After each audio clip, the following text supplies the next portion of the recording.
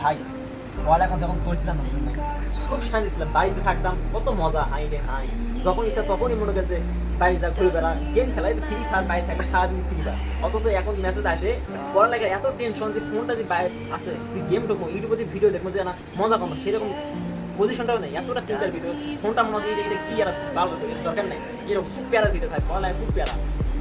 মনে হয় যে বাড়ি থাকলে কাজকর্ম, এই কাজকর্ম একটু করি, এটা যে এটা কোনো পরিশ্রমই নয়, পড়ালেখাটা একবার আসলে কাজকর্ম করলে মানে 2-4 ঘন্টা কাজকর্ম করে সারা রাত আরামে ঘুম, বিকেলবেলা সেই রকম খেলা দিলে।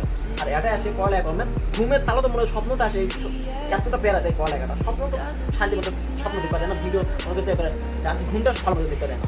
হ্যাঁ কি অবস্থা, বাড়িতে যখন থাকতাম তখন মনে হতো যে একটা মেয়েকে যদি দেখি মনটা এতটা মনে হচ্ছে সে আর মজা লাগে।